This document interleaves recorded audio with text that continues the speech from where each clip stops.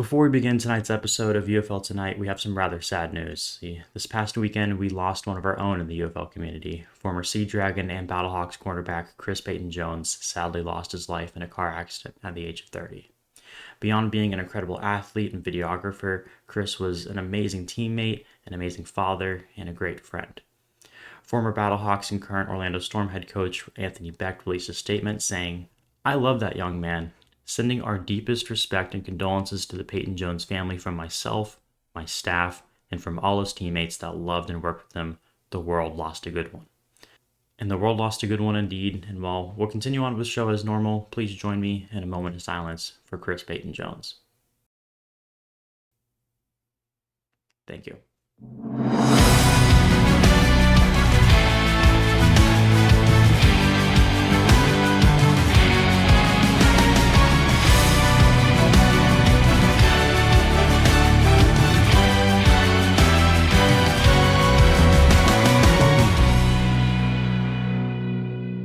Welcome in, everybody. We are officially in week 4. Not only that, we're a quarter of the way through week 4 with last night's overtime thriller between Louisville and Houston. Now, we'll talk that game and some of the top stories of the week, but we haven't even covered week 3 yet. So make sure you strap in because it is time for our lightning recap.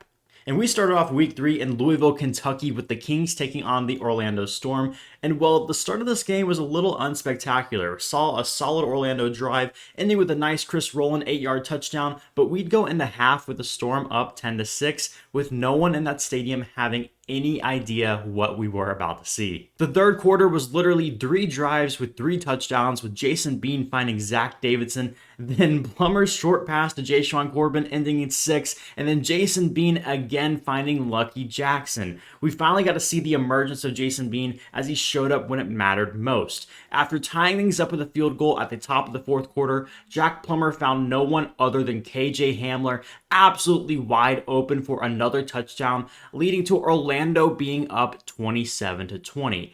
Bean and company drive down the field, and with a little over a minute left, he finds Zach Davidson for another touchdown. Man, that guy has completely redeemed himself from that first drive of the season where he bobbled the ball, leading in an interception. But after the extra point, Orlando couldn't get it done in regulation, and we have UFL overtime for the first time this season. Now, keep in mind with UFL overtime rules, we have a shootout best of 3, but even best of 3 wasn't enough to decide this one as we entered into sudden death. But the round before we entered into sudden death, it is important to note that the Louisville Kings committed a penalty. So now as we head into sudden death, everything is on the line, and we see Jack Plummer wind up, throw a pass to Elijah Badger that's incomplete, so the Orlando Storm get 2 points and the game is over. Orlando wins. And now you definitely knew that they won, right? Because even head coach Anthony Beck didn't know that they even won the game. Second foul on them, so the try is good. That's it, the game's over? We won! That's the second defensive foul. We win. They can't have 2 defensive fouls.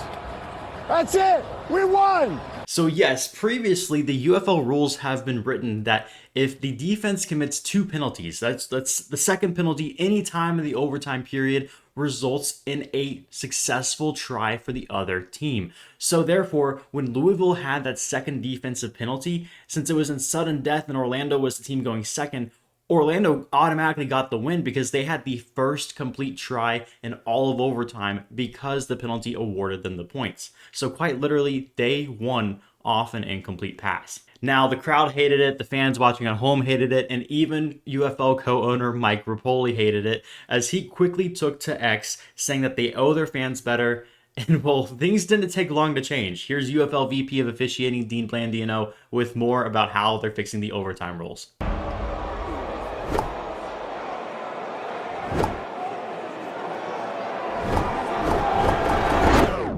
We heard you loud and clear.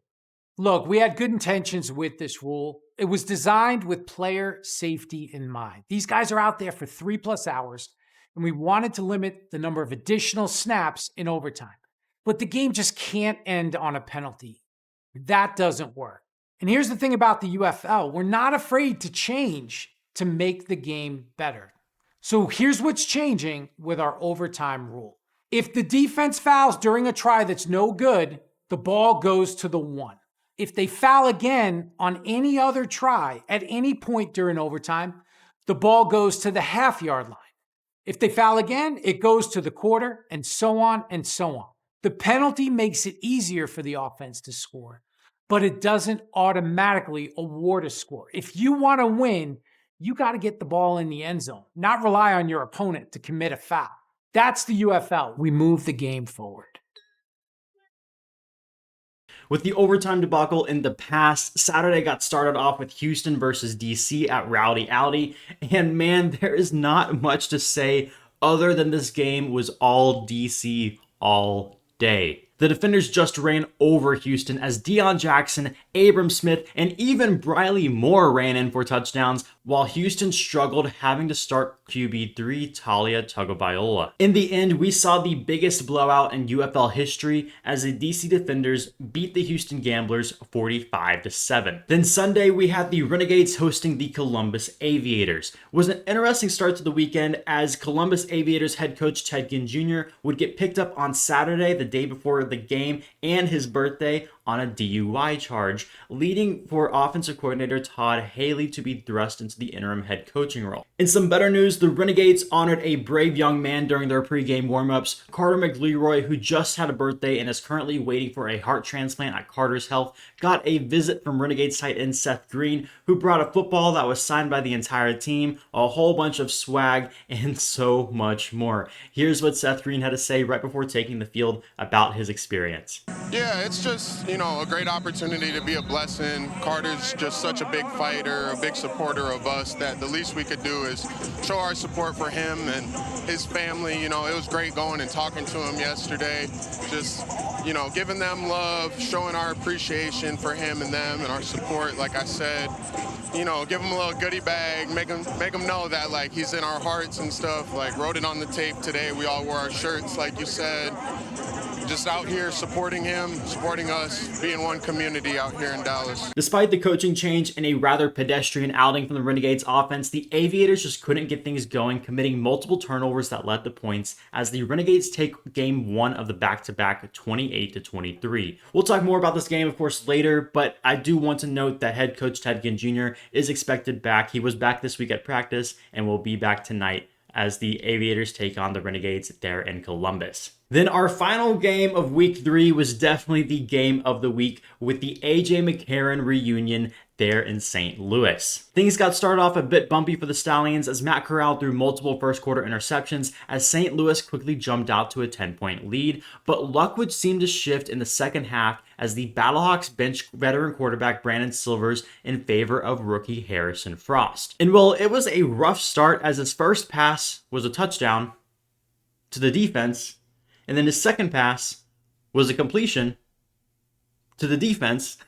And so for context, the Battlehawks were up 13-7 at half, and by the end of the third quarter, they were down 23-13. Just an absolute disaster of a third quarter for them. But in the fourth quarter is where Harrison Frost shows where he gets his name, as their first 3 drives of the quarter would end in touchdown, touchdown, and touchdown, including a 64-yard bomb to Hakeem Butler and a game-winning screen to Tyler Neville, who's been proving to be one of the best tight ends in the league. The Stallions did show some fight in the fourth, with Matt Corral finding Deion Kane for a 67-yard score, but in the end, Frost had ice in his veins as the Battlehawks win at the Dome 34-30. And like one of my favorite Ice Cube movies, are we there yet? And the answer is no, because we had Thursday Night Football last night in Houston on NFL Network with the Houston Gamblers taking on the Louisville Kings. Now, Houston, of course, has been having issues keeping their quarterbacks healthy. Hunter Decker's out for this matchup and presumably a bit longer, but Nolan Henderson was active today and played a few snaps, not really contributing too much before being pulled for Talia Tagovailoa, who actually had his older brother Tua there at the game. We traded field goals before James Robinson, and yes, I haven't had time to talk about transactions yet. James Robinson is back with the Louisville Kings. Scored our first touchdown of the night before a couple of Kings field goals and a John Hoyland remember that name, John Hoyland. Field goal closed out the half with the Kings up 16-6. Second half started off with a bang as Marcus Barnes rips off a 68-yard touchdown on their first offensive play of the half. Then the Gamblers' next drive, they go down the field and Talia runs it in for 6 as Tua watches on the sidelines. They even added another field goal to score 16 unanswered points as Houston leads 22-16 going into the fourth. Now, Louisville's had no issues putting their faith in the leg of Tanner Brown all year, and last night was no exception as he connects on a 52-yarder and then a 48-yarder to even everything out at 22. It's now Houston's ball, and they drive all the way down the field to the Louisville red zone with about a minute left in the game, and just like their home opener, everything is set up for a John Hoyland game-winning field goal. So I told you to remember the name. So there's the snap, the hold, the kick is no good. Now keep in mind, I've been seeing a lot of people post the ball went above the uprights, but the UFL rules are written to where the entire ball must appear to be within the uprights to be considered good if the ball goes above the uprights. It looks like when people send that screenshot, a piece of the ball would have potentially hit the goalpost. Therefore, that's why the referees deemed that to be a no good try. So we, of course, head to overtime for back-to-back weeks for the Louisville Kings. This time, though, the Kings would emerge victorious with their first one of the year as Jason Bean finds Trey McKitty in the back of the end zone, and their defense gets to stop despite an amazing effort by John Trey Kirkland to keep the game alive. 24-22. Kings win. Now that we've recapped all those games, here are your UFL players of the week. First off, at Offensive Player of the Week, we have St. Louis Battlehawks wide receiver Hakeem Butler. Like I mentioned, he had that 64-yard catch for a touchdown from Harrison Frost. That was really the catalyst that got the game moving. Then our Defensive Player of the Week was DC Defenders defensive end Derek Roberson. Roberson had a couple sacks. He was just an absolute menace in that Houston backfield all day long. And then finally, the Special Teams Player of the Week was Louisville Kings returner Jaden Sheridan. That Special Teams Player of the Week award is presented to you by Dynasty Financial Partners, by the way, who was announced as a major sponsor for the UFL, and they've been helping produce a one-on-one coaches interview series that you can find on the UFL's official YouTube channel. I highly recommend that you check it out. Another couple of fun partnerships for the league. We have Raising Cane's announcing a partnership with the Battlehawks, and then Fuzzy's Taco Shop being named the official taco shop of the Renegades and the Gamblers. This one was made possible by DC Defenders kicker Matt McCrane. He owns Fuzzy's Taco Shop, and he was able to get corporate on board this year to sponsor a couple teams. What I love is since they're a Texas brand, they're sponsoring the Renegades and the Gamblers.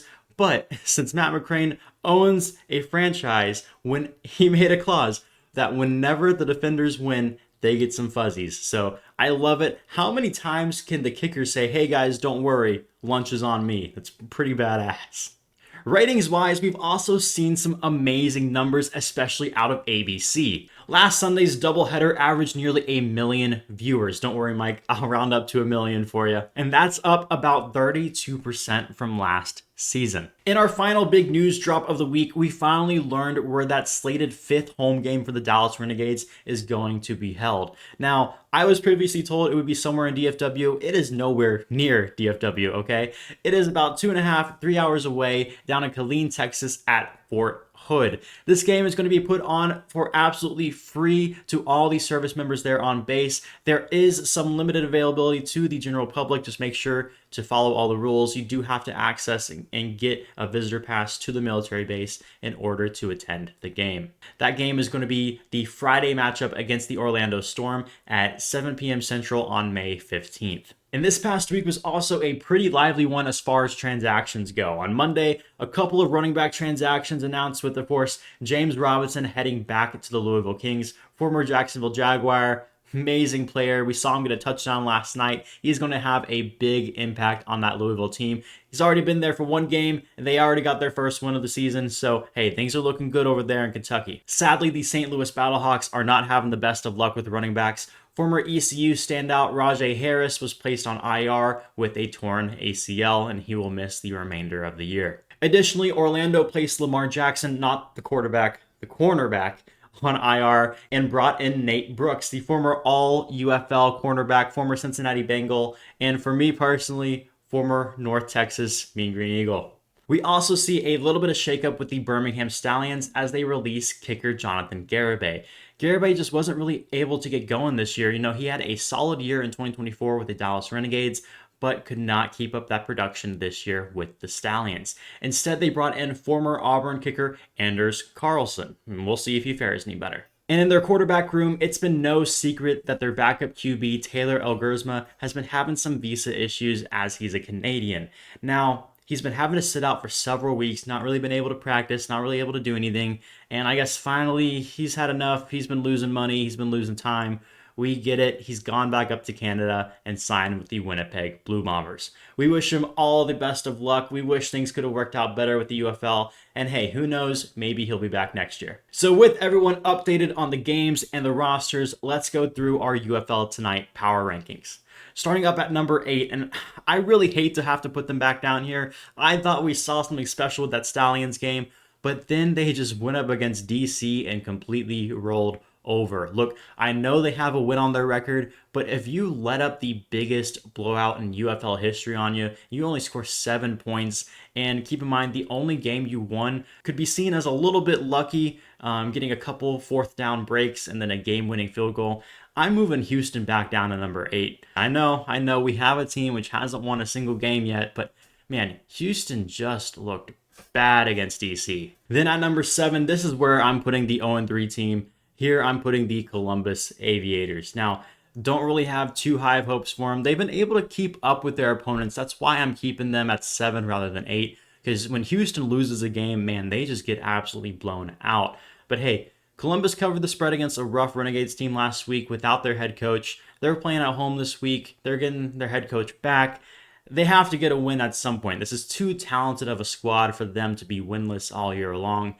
I don't have high hopes for them, putting them at 7th. They're right on the edge of 7th and 8th, but right now, keeping them number 7, with number 6 being the Louisville Kings. Now, I do want to preface, I am doing all my power rankings based on the week 3 games. I am pretending that last night's game just did not at all happen for this, because it's wrong to judge 2 teams off of 4 games and 6 teams off of 3. So last week, number 6, Louisville Kings. I know they got their first win last night, but hey, you can't deny that things have been rocky for them. Jason Bean's made a couple mistakes. He seemed to be kind of fixing them up a little bit, but Chris Redmond and company have been in trouble several times this season. Now, number 5, talk about a team that's been in trouble a couple times this season.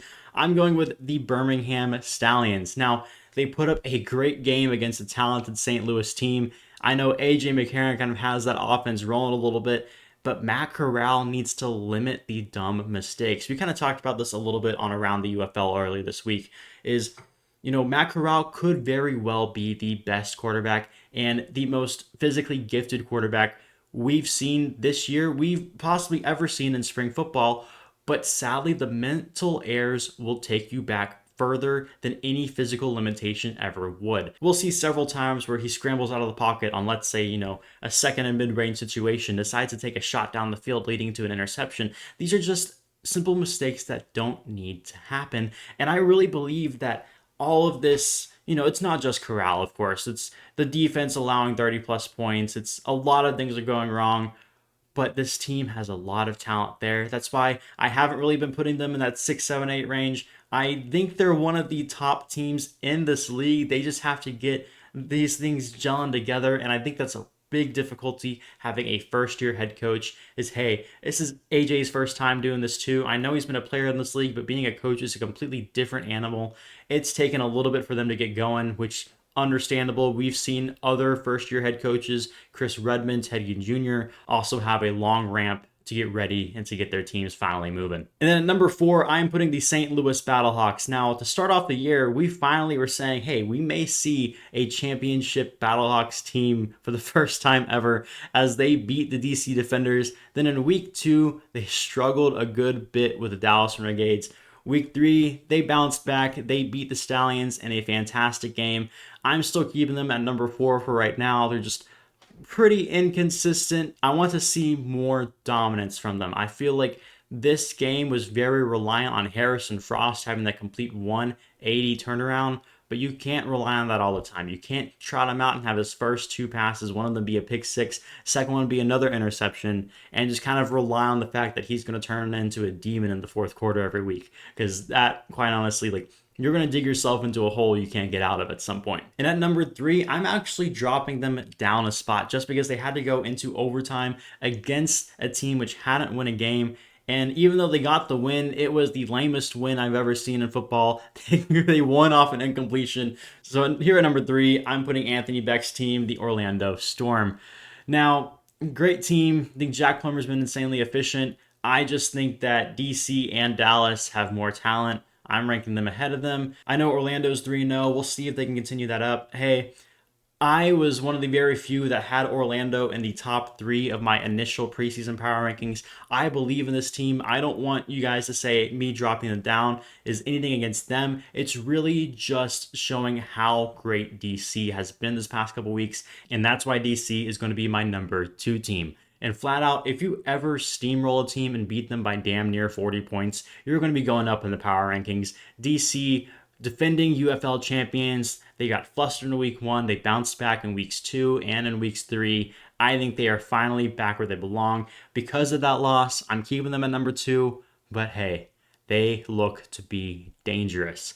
And at number 1, yet again, no question about it, the best team in the United Football League is no other than the Dallas Renegades. I've been telling y'all for weeks, I've been telling y'all for months, I've been telling y'all for years. I don't know why we are betting against the Renegades still, but hey, 3-0, hopefully tonight we can make it 4-0. So that's our game recaps, our transactions, and our top stories out of the way. And typically this is where I transition into break before our hot topic, but this week we're trying something new with a brand new UFL Tonight segment. Take a look.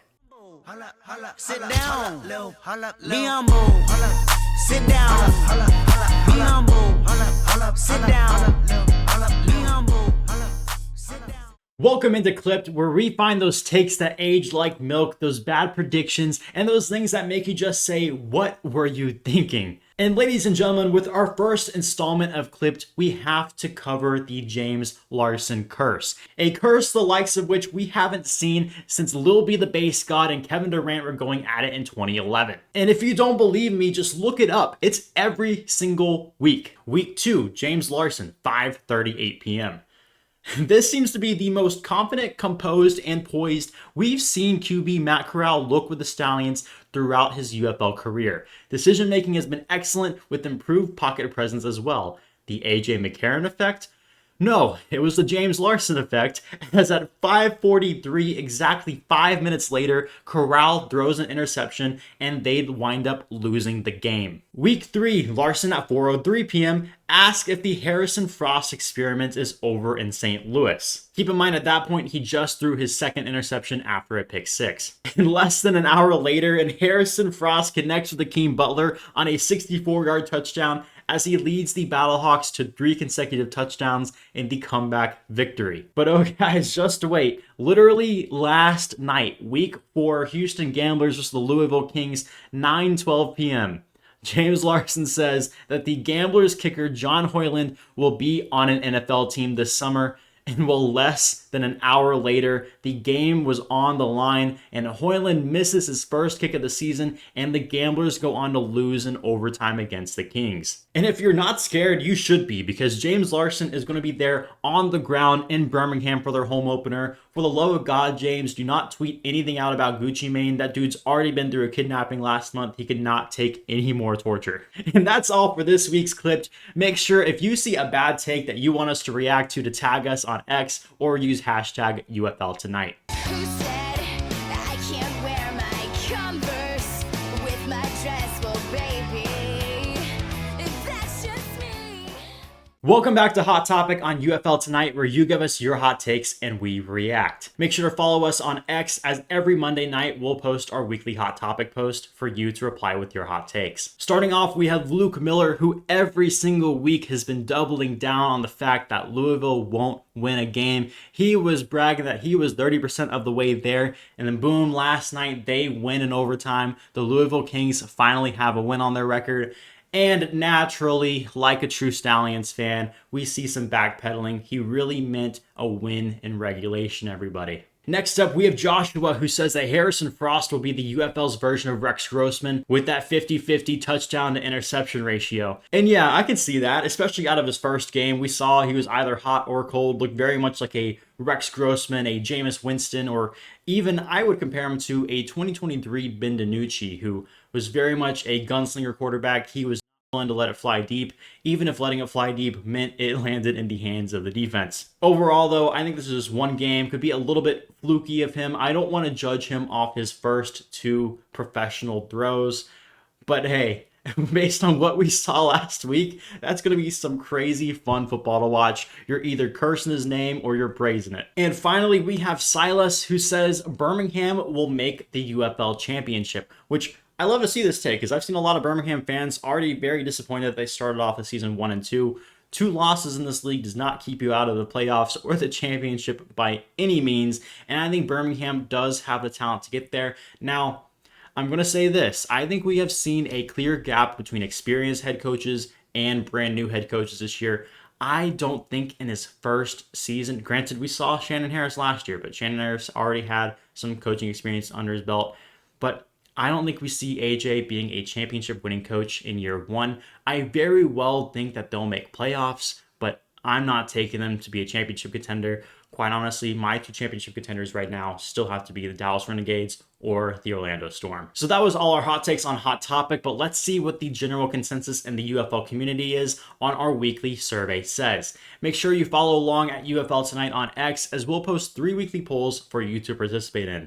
As always, the first poll for next week will drop right around kickoff. And with poll 1, of course, we finally had OKC announced as a market in 2028, but we asked you guys, do you believe that the UFL should revive a dormant franchise or enter into a brand new market for that 10th team?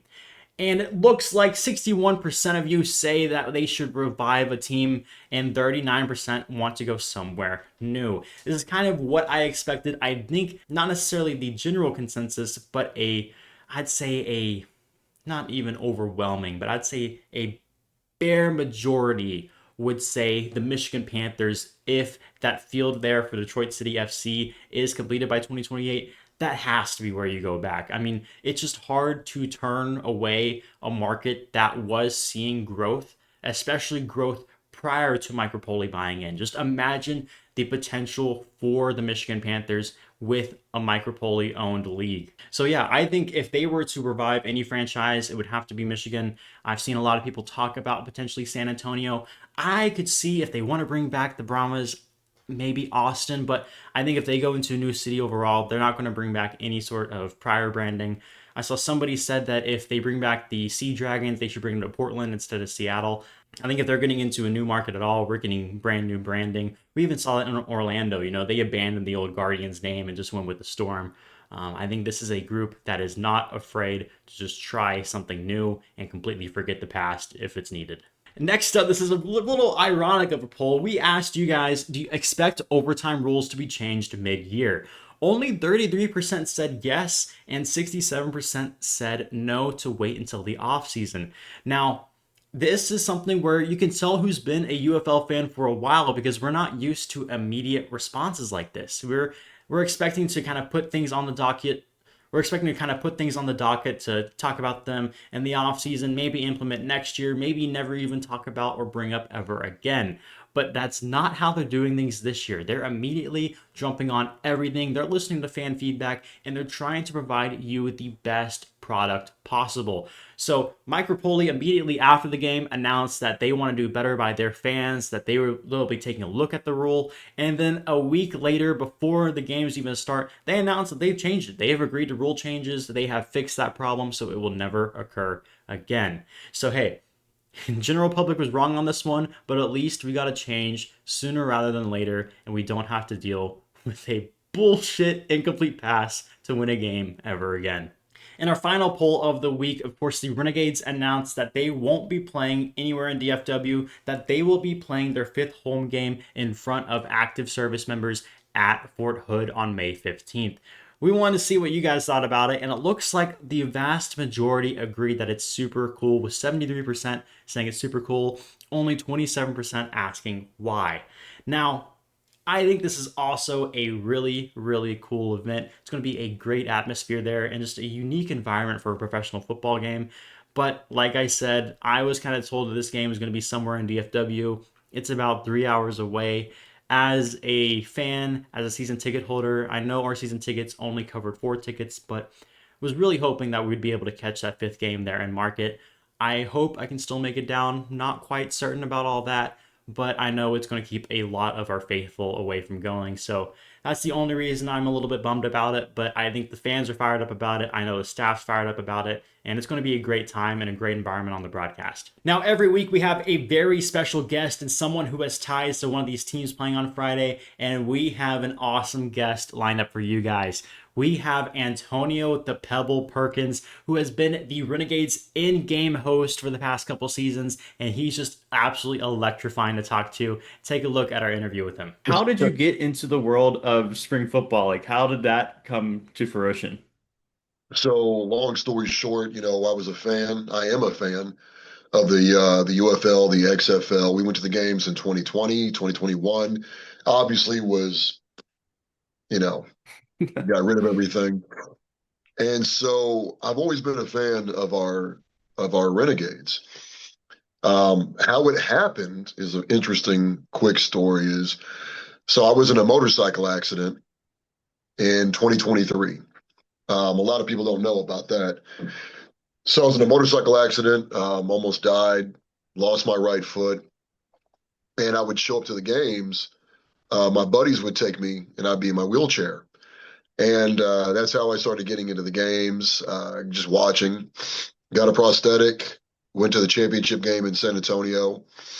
And the following year, 2024, I was given an opportunity to audition to be the host of the Renegades, earned the spot, and I've been the host for the past 3 seasons.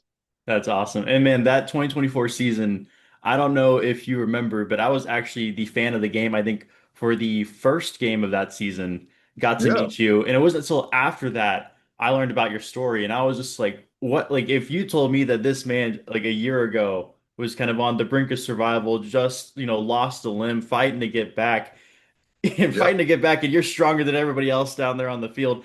What kind of kept you going there? And kind of what was your motivation to kind of overcome that completely life-changing obstacle? Man, I have my faith in God, my faith in Jesus, man, for me personally, when I woke up in the hospital bed and I looked down, because I knew something was wrong with my foot at the motorcycle accident. I was asking, where's my bike and where am I going to lose my foot? And it's having a great support system. It's having that faith in God for me, greater than myself, because I couldn't rely on myself to get through this. I went to a place called the Adaptive Training Foundation, and my coach, Neff, who's an above the knee amputee, a Marine, he just recently passed a few weeks ago due to complications with heart surgery.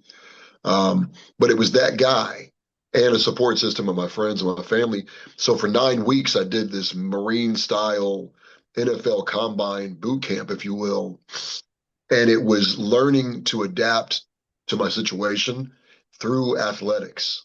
And when you're around the right people that push and drive, you cultivate a mindset and it just carries you on. And so every day I wake up, I'm grateful.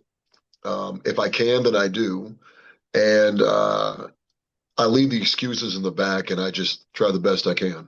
The similarities between you and Dwayne The Rock Johnson are just like crazy. So I want to know how, because you haven't been known as the Pebble your entire career. It kind of happened, with Dwayne Johnson co-owning the UFL. How did that nickname come? How did it stick? And kind of like, what are your thoughts on it? Because I know just talking to you to get this interview scheduled, there were fans coming in every 5 seconds. Pebble, let's get a picture. Hey, Mhm. Pebble, how you doing? So I Right. love to see kind of just everybody there in Dallas rally around you. So it's crazy, So Dwayne Johnson came to the inaugural game of the 2024 season, right? Mhm. And his agent and his head of security were standing by the side, and I was talking to them, and I just had this thought in my mind. I asked his agent, and I said, "Hey, look, you have Dwayne the Rock Johnson out there. Well, how about during the games you have AP the Pebble Perkins?" Sometimes you have to laugh at yourself. My stature and size is a fraction of what Dwayne Johnson is. And if there's a slight similarity, just laugh about it. You know what I mean? And that's what it was. We thought Little Rock, the Pebble, Baby Rock, we were talking about some things. And we kind of just perpetuated a name in itself. And the fans caught on to it. They have fun with it. And it's all about the fan experience.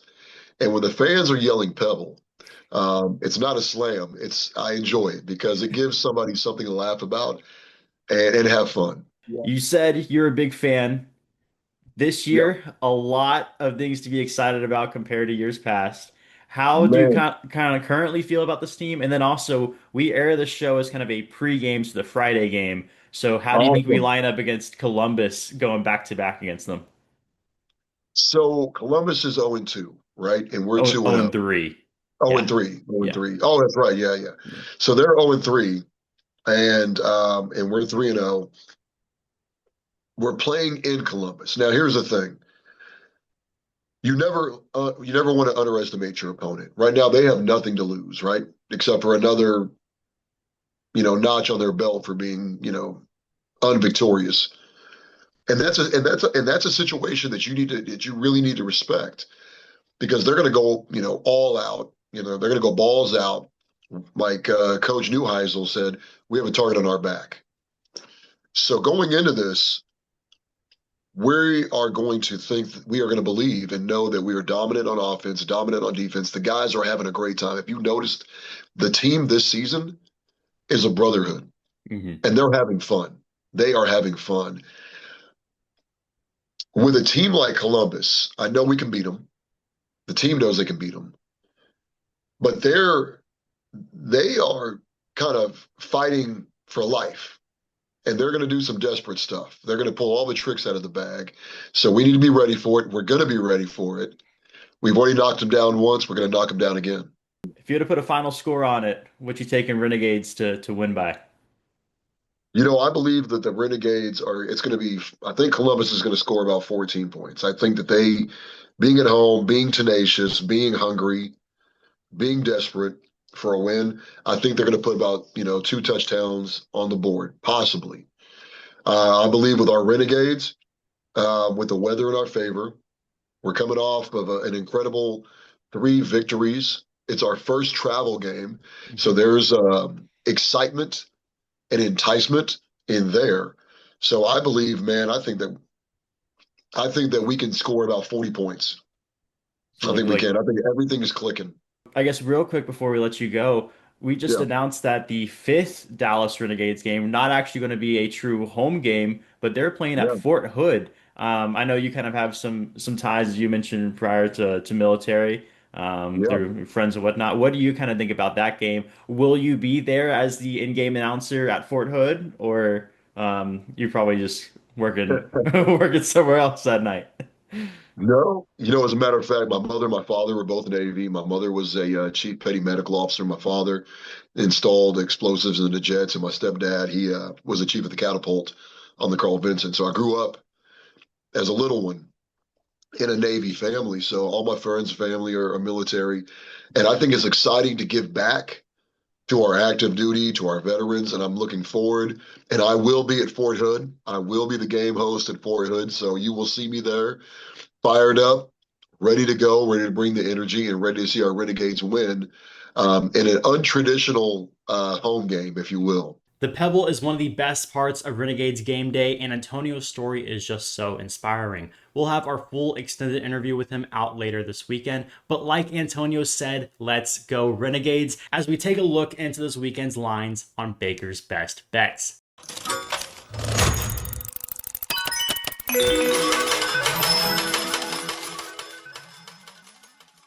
So before we look at this week, let's review last week just to keep us honest, okay? Now, coming into week 3, we were 5-4 on our best bets of the week, but we had Orlando and Louisville hit the over, St. Louis and Birmingham hit the over with St. Louis covering the spread, and the only one we didn't get was this game in 20 minutes. Renegades, Aviators. I took the under because it was supposed to storm, it didn't, and both offenses came to play. So with 3 hits and 1 loss, we are up 8-5 on the season. So with the Louisville and Houston game out of the way, we have just 3 games to focus on this week. We start off with Dallas being 5.5-point favorites against Columbus, with the over-under being the highest of the week at 47.5. Then we follow that up with DC being 4.5-point favorites over St. Louis, with that line being 44.5.